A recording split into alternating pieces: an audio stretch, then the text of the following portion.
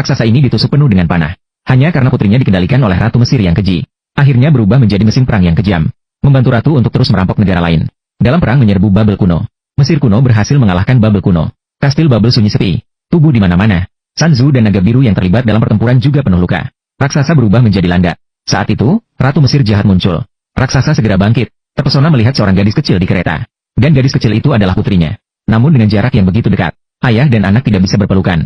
Pada saat ini, Sanzu akhirnya memahami penderitaan raksasa. Para prajurit merampok kereta besar penuh harta karun.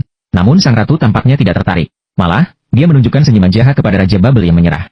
Dia tersenyum sinis. Melihat wanita kejam ini mendekat. Raja yang kalah ketakutan sampai berkeringat dingin. Namun sang ratu hanya mengambil hewan peliharaannya yang lucu. Saat sang raja pikir dia selamat, sang ratu memberi tanda kepada prajurit dengan sekilas pandang. Raja langsung dieksekusi oleh prajurit. Wanita ini memang kejam dan tanpa belas kasihan. Saat itu, sang ratu mengangkat tangannya. Gadis kecil langsung berlari dengan gembira ke arah mereka. Berlari kembali ke dalam dekapan ayahnya.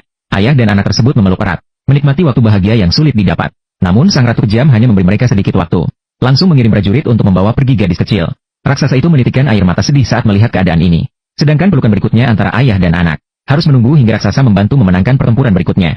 Kemudian, Ratu Jahat memanfaatkan kombinasi ksatria naga dan raksasa untuk terus melakukan perang dan penjarahan untuk merampok negara besar misterius di timur, Kekaisaran Bizantium, dan Kekaisaran Romawi kuno.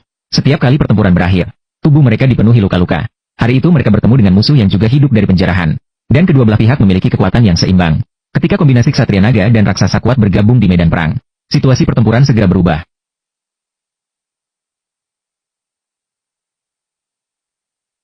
Melihat dua mesin perang yang mengerikan ini, pemimpin musuh terkejut yang dalam. Akhirnya musuh berhasil dikalahkan. Kapal musuh juga tenggelam ke dasar laut. Namun penjarahan Ratu Jahat belum berhenti. Mereka kembali ke benua lain. Kali ini mengirimkan raksasa dan ksatria naga untuk maju. Namun kali ini mereka terperangkap. Ternyata mereka hanyalah sekelompok petani desa yang sangat tertinggal. Para warga desa tahu mereka tidak bisa melawan. Mereka pun mengorbankan satu-satunya makanan yang mereka miliki. Saat Ratu Mesir datang, para warga desa menunjukkan rasa hormat yang besar. Mereka bersedia menyerahkan semua makanan mereka. Namun sang ratu menunjukkan ekspresi meremehkan. Setelah sekilas melihat barang-barang tak berharga ini, ia kemudian dengan sombong berbalik dan pergi. Dia merasa sia-sia datang ke sini. Maka dia mendekati raksasa, memberikan perintah untuk mengusir warga desa.